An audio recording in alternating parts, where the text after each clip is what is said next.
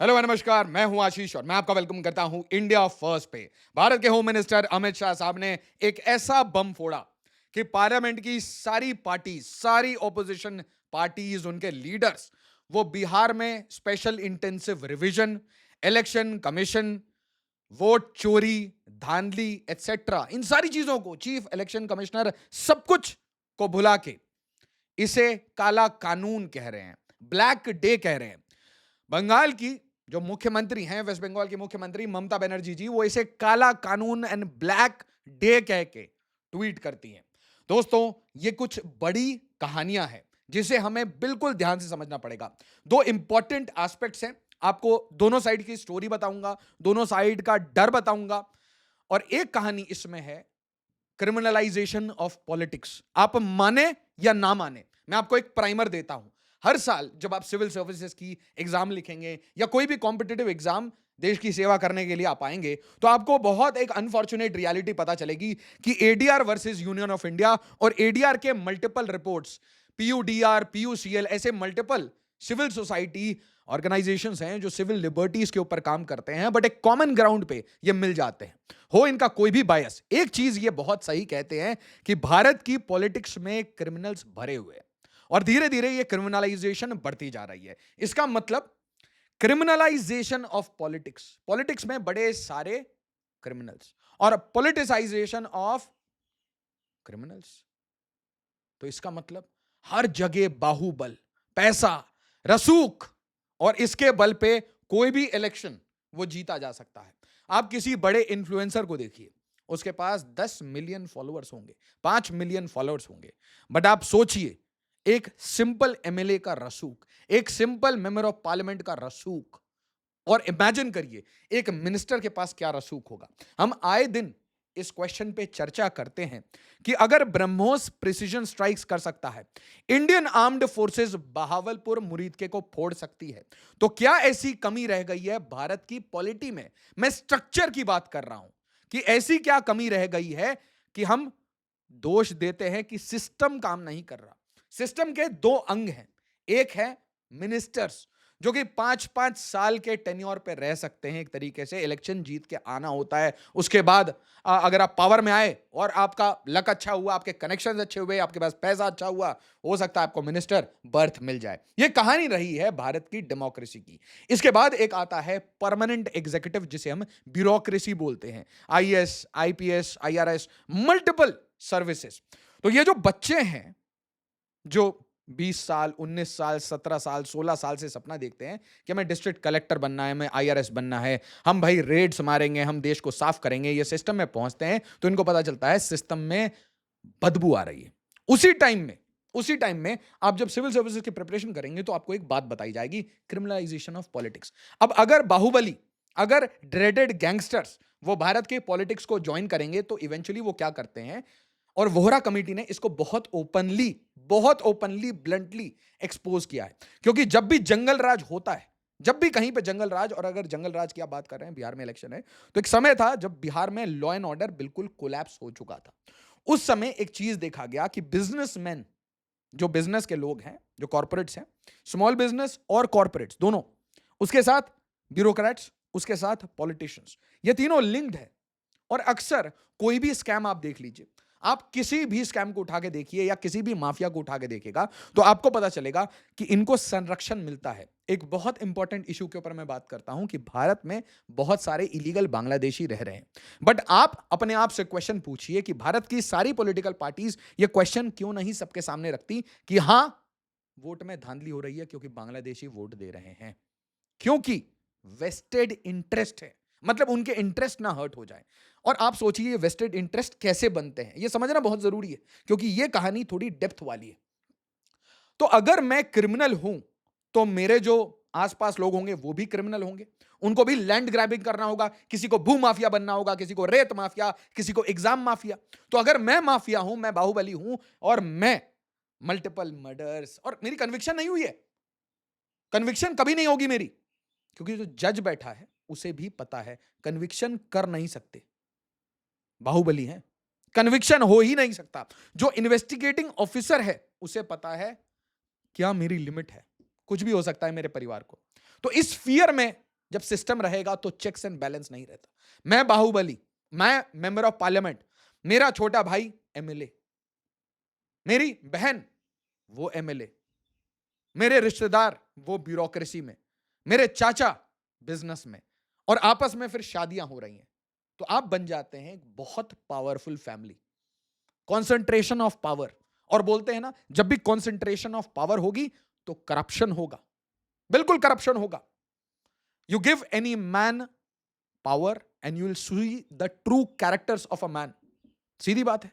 Lincoln ने कहा कितनी सारी, आप कोई भी पब्लिक एडमिनिस्ट्रेशन की बात समझिए, कभी भी किसी के पास concentration of wealth, concentration of power और कॉन्सेंट्रेशन ऑफ वेल्थ और पावर हो जाए, उसके साथ आप फेमस भी हों, तो it is very difficult, there are no checks and balances. अब आप बोलेंगे बट हम तो एक डेमोक्रेसी में रहते हैं, क्योंकि मेरे को आपको समझाना पड़ेगा ये चीज, ठीक है। यहां पे बीजेपी कांग्रेस को भूल के थोड़ा भारत के बारे में सोचिए। थिंक अबाउट इट, मैं एक करप्ट आदमी हूं, मैं मेंबर ऑफ पार्लियामेंट हूं, तो मेरे जितने गुर्गे होंगे वो क्या कर रहे होंगे? और अब मुझे बताइए, मेरे ही डिस्ट्रिक्ट का एसपी क्या कर सकता है? तो अब एसपी के पास दो ऑप्शन, या तो वो ज्वाइनिंग के बाद मेरे साथ काम करे, कॉपरेट करे, या फिर वो इनडिफरेंट हो जाए। इनडिफरेंट मतलब मैं कुछ नहीं देख पा रहा। अंडर दोनों सर्कमस्टांसेस उसको पेक्यूनरी बेनिफिट मिलेगा, पैसे की बेनिफिट मिलेगी, आंख मूंदने का भी बेनिफिट है। अब भूमाफिया ऐसे तो नहीं चल रहा है, और इसीलिए आप देखेंगे कि honest IAS IPS officers field duty में मारे जाते हैं। हुआ है ऐसा भारत में। तो फिर यह मैसेज आता है पूरे परिवारों को, अगले एस्पिरेंट्स को, कि इतना करने की जरूरत नहीं है, आंख मूंद लो, साइड हो जाओ। और अगर गलती से आपने एक्शन ले लिया तो आप अशोक खेमखा बन जाएंगे। ठीक है, यहां तक बात समझ आ गई। अब आ जाइए जुडिशरी पे, क्योंकि ऐसा लगता है इंडिया इसरो के मोड में चलना चाहता है और जुडिशरी बांग्लादेश पाकिस्तान के स्पीड से चलती है, बड़े आराम से। अब आप सोचिए जरा कि आपके ऊपर, अब मैं आपको बना देता हूं ड्रेडेड क्रिमिनल, गैंगस्टर, पूरा आपका परिवार रसूख में है, पैसे हैं, सब कुछ आपने जेब में डाल रखा है, और अब आप मिनिस्टर बन जाते हैं। तो मिनिस्टर के पास क्या आ जाता है? Financial powers. आप बने एग्रीकल्चर मिनिस्टर, 10,000 करोड़ खर्च करना है, आप क्या करेंगे? आप बन गए सरफेस ट्रांसपोर्ट मिनिस्टर, अब आप क्या करेंगे बताइए मुझे? आप रोड निकाल देंगे अपने गांव से, आप रोड निकाल देंगे अपनी जमीन से, और अगर जमीन आपकी आसपास ना हो तो आप पहले जमीन खरीदेंगे और फिर आप रोड निकालेंगे। तो एब्सोल्यूट पावर करप्ट्स एब्सोल्यूटली, ठीक है। और पावर में आप कब आए? एमपी एमएलए यहां तो पावर है, बट मिनिस्टर मतलब आपके पास लोगों का फ्यूचर भी है, लोगों के पैसे भी पड़े हैं, कैसे खर्च करना है, कब खर्च करना है। Got it? अब आ जाइए प्रॉब्लम विथ जुडिशरी, जो कि मैंने कहा कि इंडिया का अगर कोई सबसे लगार्ड इंस्टीट्यूशन है, लगार्ड, जो कि बिहेव ऑक्सफोर्ड की कोई लिटरेरी सोसाइटी की तरह करता है, बट जिसे एक्चुअली में काम पता है कैसे करना पड़ेगा। मोमोज वाले वो भैया होते ना, एक एक प्लेट लगाया, फटाफट लोगों को दिया, इस तरीके से जस्टिस बांटना पड़ेगा, इतनी पेंडेंसी है। तो पेंडेंसी है, छुट्टियां हैं, आराम से सारा काम धीरे धीरे करिए, उसके कारण क्या होगा? आप रसूखदार, आपका केस हमेशा तारीख पे तारीख जाएगा। इसका मतलब आपने 5 मर्डर किए हो, दुष्कर्म किया हो, आपके गुर्गों ने कुछ भी किया हो, लूट पाट रंगदारी, आपके ऊपर कभी कन्विक्शन आएगा ही नहीं। और अगर आपके ऊपर कन्विक्शन नहीं आया तो आप कैसे कोई सेंटेंस में जाएंगे? टर्म कैसे लगेगा आपका? हाउ विल यू पनिशमेंट आपकी है ही नहीं कुछ। अच्छा, इसके बाद आ जाता है लूपहोल, बेल। मान लीजिए आपके ऊपर एफआईआर वगैरह हो भी गई, तो आप एंटीसिपेटरी बेल ले लेंगे, आपको लगेगा कि अरेस्ट होने से पहले ही मैं बेल ले लेता हूं। मान लीजिए अरेस्ट कर लिया गया, तो आप जाके बेल ले लेंगे, चलिए आपको बेल मिल गया, बट कन्विक्शन ही नहीं आ रही। तो इसका मतलब जब तक केस चलता रहेगा तब तक तो मैं एक क्रिमिनल नहीं हूं, मैं कन्विक्ट नहीं हूं, मैं इनोसेंट हूं अंटिल प्रूवन गिल्टी। इसका मतलब मैं हमेशा मेंबर ऑफ पार्लियामेंट, एमएलए और मिनिस्टर बन सकता हूं। अब आ जाइए एक प्रॉब्लम पे, ऐसा बहुत हो रहा था। इसके अलावा हद तो तब हो जाती है जब कन्विक्शन हो जाता है। मतलब मैंने आपको बोल दिया आप क्रिमिनल हैं, कोर्ट ने कह दिया कि यू आर कन्विक्टेड, आपकी पनिशमेंट है, टर्म है 3 साल 4 साल, हो क्या रहा था, मैं इस इशू को अपील कर दूंगा हाई कोर्ट पे और बोल दूंगा भाई अभी तक मैं क्रिमिनल बना नहीं हूं, बिकॉज अपील में है वो, तो it is in the process. तो lower court, high court, supreme court करते करते एक लाइफ टाइम निकल जाता है। तो इसके बाद एक लैंडमार्क केस आता है, lily Thomas versus union of India. कहानी बताना बहुत जरूरी है, तब आपको समझ आएगा इसका बैकग्राउंडर क्या है। तो लिली थॉमस में यह बोला जाता है कोर्ट के द्वारा, सुप्रीम कोर्ट के द्वारा, कि अगर आपकी कन्विक्शन है, मतलब कोर्ट ने कह दिया है कि भाई आप क्रिमिनल हैं, प्रूव हो गया है, और यह कन्विक्शन आपका जो सेंटेंसिंग है वो 2 साल से ज्यादा है, तो आप ये पोजीशन ऑफ पावर होल्ड नहीं कर सकते। ओके, बहुत अच्छा टर्म है। इसके बाद ये जो सरकार है 11 साल हो चुके हैं, बट मुझे आप कमेंट में बताइएगा ऐसे कितने पॉलिटिशियन हैं जिनके क्रिमिनल केसेस या तो वो बाइज्जत बरी हो गए हो या कन्विक्ट हो गए हो। अब आ जाते हैं वापस उसी प्रॉब्लम पे। एक घटना चक्र बना रखा है, चक्रव्यूह है, इस चक्रव्यूह में गोल गोल घूमते रहते हैं। तो इवेंचुअली आपके ऊपर 50 केसेस हैं, उसका कभी तारीख पे तारीख लग रहा है, कोई कन्विक्शन नहीं हो रहा, कोई डिसीजन नहीं आ रहा। अब जब तक आप कन्विक्ट होंगे नहीं तब तक आप सिस्टम से हटेंगे नहीं, और जब तक आप सिस्टम से हटेंगे नहीं तब तक आप ब्यूरोक्रेसी को भी जाम करके बैठेंगे, ऑनेस्ट लोगों को प्रेशराइज करेंगे, काम को स्लो करेंगे, काम फंड्स को डाइवर्ट करेंगे अपने इंटरेस्ट के लिए। मोस्ट इंपॉर्टेंटली सिस्टम के अंदर इतना होल है, इतना छेद है कि सिस्टम में ही माफिया आके बैठने लगेगा। और आप रिटायर्ड आईएएस अनिल स्वरूप साहब की बात सुनिए। Look at anyone who has talked about this, कि how corruption happens, you will understand कि जो माफिया है वो इतने वीक सिस्टम में धीरे धीरे अंदर जाके बैठ ही जाता है। और उससे भी बड़ी बात, मान लीजिए कि एजुकेशन माफिया जो है, जो सरगना है, वही मेंबर ऑफ पार्लियामेंट निकल जाए, तो एमएलए निकल जाए, उससे बड़ी बात बोलता हूं। एजुकेशन माफिया से बड़ी बात आपकी भारत की आंतरिक सुरक्षा है, इंटरनल सिक्योरिटी है, उसमें रोहिंग्याज या बांग्लादेशी आ रहे हैं, ये एक सिंडिकेट के थ्रू आ रहे हैं। इसको लाने वाला जो सबसे बड़ा मुखिया है, अगर वो मिनिस्टर निकला तो, सेंट्रल मिनिस्टर निकला तो क्या करेंगे आप? तो अब आ जाते हैं ये बिल्स। अब ये बिल क्या कह रहे हैं कि भाई जुडिशरी से काम हो नहीं पा रहा। इसका प्राइमा फेसी जो बैकग्राउंड है वो ये है, जुडिशरी से टाइम पे काम नहीं हो रहा। तो अब अगर, और एक और केस मैं आपको बताऊंगा, अरविंद केजरीवाल साहब का केस है, सेंथिल बालाजी का केसेस है। तो अगर आप एक मिनिस्टर हैं, सेंटर में, स्टेट में चीफ मिनिस्टर हैं, प्राइम मिनिस्टर हैं, और आपको 30 दिन से ज्यादा अरेस्ट कर लिया गया है, आप अरेस्ट में, मतलब आप जब आप अरेस्ट होते हैं तो उसके बाद आप, उससे पहले आप एंटीसिपेटरी बेल डालते हैं, उसके बाद अरेस्ट होने के बाद आप बेल भी डालेंगे। अगर बेल भी रिजेक्ट हो चुका है और 30 दिन आप जेल रह चुके हैं, तो ऑल यू नीड टुडे, अगर ये बिल पास हो जाता है, तो ऑल यू नीड इज कि कोई एजेंसी एक मिनिस्टर को अरेस्ट करे on some serious allegation. Minister arrest होने से पहले ही कोर्ट भागेंगे, वो कहेंगे कि एंटीसिपेटरी बेल दीजिए, मुझे ग्रांट करिए। कोर्ट ने मान लीजिए फर्स्ट काउंट में मना कर दिया, फिर वो अरेस्ट हो गए। अरेस्ट होने के बाद उनके लॉयर्स, बड़े बड़े लॉयर्स आ जाएंगे सारे, जो मैं क्या कहूं, मेबाक्स में चलते हैं, हाँ हाँ, बेंटलेस, रोल्स रॉयस, सारे जो भी मेरे वकील भाई बंधु हैं उनको पता है कि नॉर्मल वकीलों के पास इतना पैसा नहीं है, बट बाकी लोग जो है, जो रसूखदार हैं, वो इन माफिया के लिए हमेशा केस लड़ते हैं। And you know what I mean. तो अब जो अगला एजेंडा होगा कि भाई रसूखदार वकील डिस्ट्रिक्ट कोर्ट तक पहुंच सकते हैं, हाई कोर्ट चले जाएंगे, झारखंड हाई कोर्ट, कहीं पे भी गुवाहाटी में जाके आर्ग्यू करने लगेंगे। अगर इंसान रसूखदार हुआ तो, अगर उसने करोड़ करोड़ रुपए फेंक दिए तो एक एक दिन के, सब कुछ हो जाएगा। अब इमेजिन करिए कि बेल यहां पे भी नहीं मिला, मतलब एंटीसिपेटरी भी नहीं मिला, बेल भी नहीं मिला, तो इसका मतलब प्राइमा फेसी कोई ना कोई क्रिमिनल एलिमेंट है, तभी तो जज साहब नहीं दे रहे हैं। ठीक है, क्योंकि क्योंकि अब हरी बेल का है, क्योंकि अब रसूखदार आदमी है, क्योंकि अब रसूखदार वकील भी आया है, तो बेल की हियरिंग तुरंत हो जाएगी।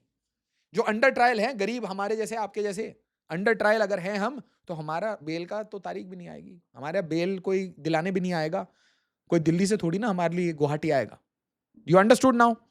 तो 30 दिन में यह तो पता चल जाएगा कि प्राइमा फेसी कोई ना कोई गलत काम किया है, एजेंसी के पास क्या प्रूफ है, क्या साक्ष्य है, और क्या प्राइमा फेसी लगता है कि यहां क्रिमिनल कंडक्ट है। और अगर ऐसा 30 दिन पास हो गया तो मिनिस्टर को खुद ब खुद रेजिग्नेशन देना पड़ेगा, और नहीं तो गवर्नर या लेफ्टिनेंट गवर्नर या प्रेसिडेंट उन्हें डिसमिस कर सकते हैं।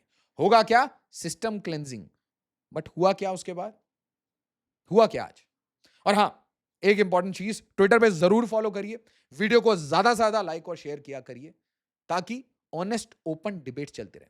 तो सबसे पहले ये जो बिल्स आते हैं तो बवाल हो जाता है। ब्लैक डे, काला कानून, बहुत सारा रकस, सारी कहानी भूल के ऑपोजिशन ये ब्लैक डे वगैरह बोलने लगता है कि ये कानून खराब है क्योंकि इसके मिसयूजेस हो सकते हैं मोस्ट डेफिनेटिवली। आपको समझाऊंगा कैसे। तो ऑपोजिशन ऑब्वियसली बहुत नाराज है इससे कि भाई ऐसे तो आप किसी भी मिनिस्टर को जो आपको पसंद नहीं है उसको उठा के ले जाएंगे, चीफ मिनिस्टर को हटा देंगे, ये तो डिक्टेटरशिप हो गई, ये तो टोटलिटेरियन राज हो गया। ये आर्गुमेंट्स आ रहे हैं। ममता बनर्जी जी का बहुत लंबा ट्वीट आया है, आई रेड इट। अच्छी लैंग्वेज है, language is good, so somebody who is writing is very good. बढ़िया, मतलब जिस लहजे में लिखा गया है, बहुत लॉजिकल काउंटर आर्ग्यूमेंट्स दिए गए। इसके बाद रकस देख के prime minister CM removal bill send to committee for review after opposition says attack on constitution, what happens next. तो डेमोक्रेसी, कॉन्स्टिट्यूशन, डिक्टेटरशिप, ये सब कुछ खतरे में है एटसेट्रा। ये एक डिबेट है। अब आप पूछेंगे व्हाई, इसमें क्या इशू हो सकते हैं। प्राइमा फेसी पहला इशू ये दिखता है, misuse of central institutions. CBI, ED, कोई ऐसी एजेंसी अगर किसी रोग आदमी के हाथ में चली गई या फिर कोई ऐसा ब्यूरोक्रेट जो कि अचानक से, है ना, मैं कहूंगा पॉलिटिकल कलर्स के साथ काम कर रहा है, तो obviously that person can do harm. But फिर आपको रिपोज करना पड़ेगा एक ट्रस्ट कि अगर if I have not done any harm, any bad thing, तो कोर्ट में जब बेल की एप्लीकेशन मेरी जाएगी तो मुझे छोड़ दिया जाएगा। अर्जेंट बेल हियरिंग हो जाएगी, मुझे छोड़ दिया जाएगा। एंटिसिपेटरी बेल लेवल पे ही बोल दिया जाएगा you can not arrest a member of parliament, MLA, minister for that matter. But नहीं, यहां पे गेम कुछ और है। यहां पे गेम ये है कि दाल में इतना काला है कि धीरे धीरे पूरी दाल काली हो सकती है। इसीलिए जो आवाजें थी, जो फ्लेयर्स था, जो पेमेंट्स थी, जो सब कुछ सिस्टम बन रखा है, वो सिस्टम डिसरप्ट हो सकता है। साथ ही साथ मैं आपको पैरेलल एक बात बताना चाहता हूं। Prime minister Modi, given that US India के रिलेशन, ट्रेड इशू चल रहे हैं, India needs big bang reforms. आज middle class, lower middle class, गरीबों में बिल्कुल मैं कहूंगा last man in the line को एक बहुत बड़ी प्रॉब्लम है, और वो है efficiency of public service delivery. तो जो पब्लिक सर्विस डिलीवरी है उसमें जो एक्शन है वो स्लो है, और आज भी सबको पता है कि सिस्टम में करप्शन इतना है कि सिस्टम दूर से करप्ट दिखती है। और सिस्टम व्हेन आई से, तो आप जब भी आपको मैं सिस्टम वर्ड यूज करूं तो please understand what is a system. It is a concocted reality, a cocktail of the mafias जो पॉलिटिक्स से आ रहे हैं, the mafias coming from corporate, and the mafias that are coming from, let's say, bureaucracy, police, etc., etc.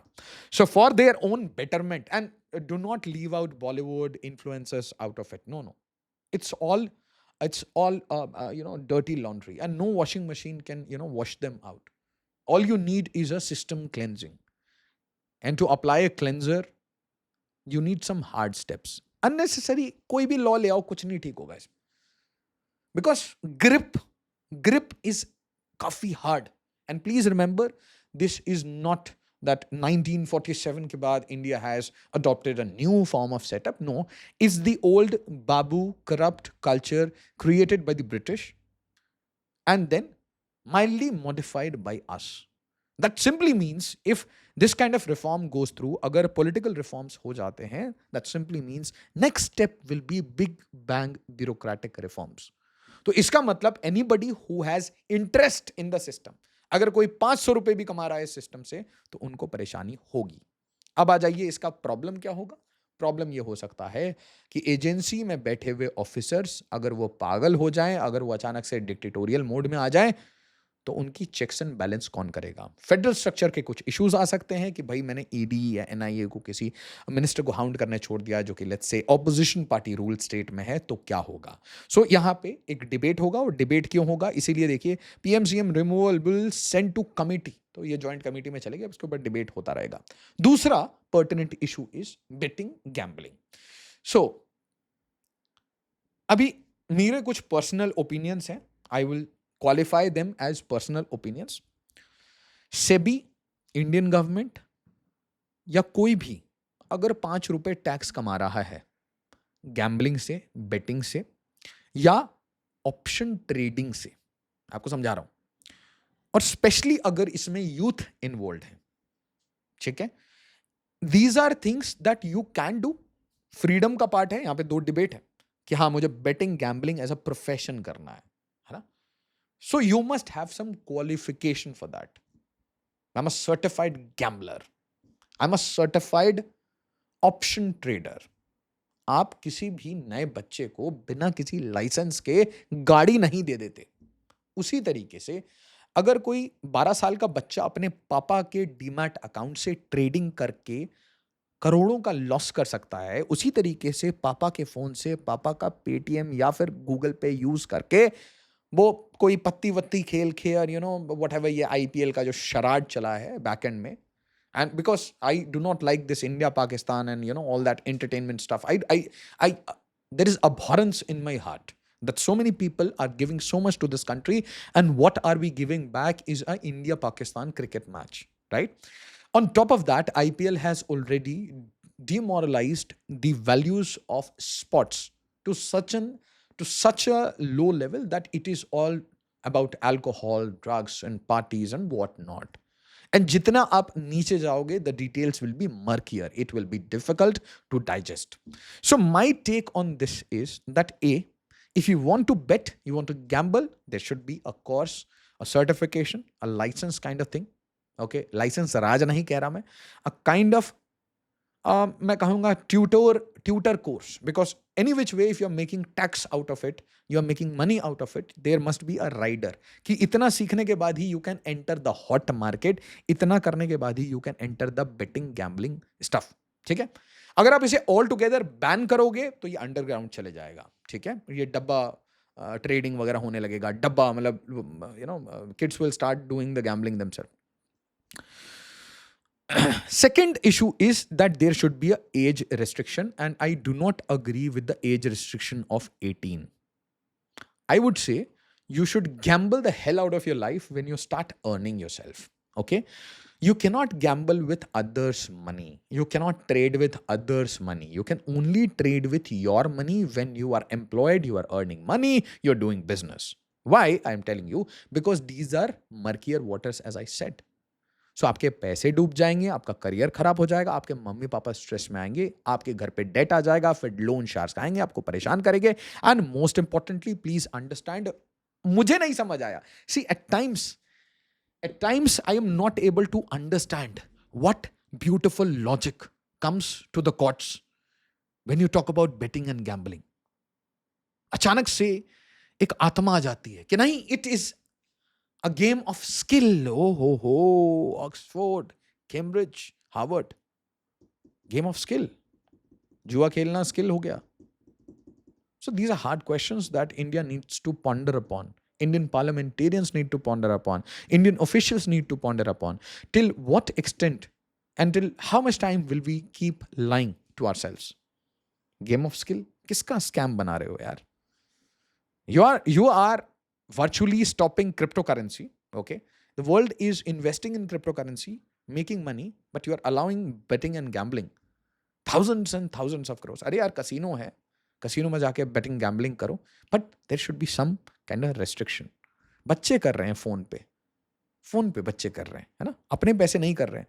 So these two things, कोई statehood वगैरह की बात नहीं थी. जम्मू एंड कश्मीर का जो भी नाम आपने देखा था, इट इज बिकॉज कि ये जो लॉ था, प्राइम मिनिस्टर मिनिस्टर, ये वाला लॉ है, ये यूनियन टेरिटरीज में भी एप्लीकेबल होगा.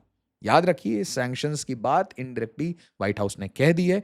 याद रखिए, प्राइम मिनिस्टर मोदी ने कह दिया है कि भाई मैसिव रिफॉर्म्स की हम प्लान कर रहे हैं, नेक्स्ट जनरेशन रिफॉर्म्स, जिसमें क्वालिटी ऑफ लाइफ को टारगेट किया जाएगा. आम जिंदगी लोगों की कैसे अच्छी हो, कैसे लोगों के पास, परिवारों के पास ज़्यादा पैसा रहे, कैसे जो भी ऐसे मैं कहूँगा डिजिटल दुष्कर्म चल रहे हैं, इसे कैसे प्रोहिबिट किया जाए. This should be the top priorities, क्योंकि लोगों की लाइफ, जो नॉर्मल मानवी है, उनकी लाइफ शुड बी इम्प्रूव्ड. साथ ही साथ डिफेंस रिलेटेड रिफॉर्म्स की मैसिव तरीके से जरूरत है, but the real issue is कि ये प्रॉब्लम हमने अरविंद केजरीवाल साहब के केस में देखा कि भाई he was in jail, a lot of ministers were in jail, they came back, they remained ministers, वो तो चीफ मिनिस्टर बन के ही रहे, he operated from jail. So it kind of creates a ruckus कि what kind of parliamentary system is this.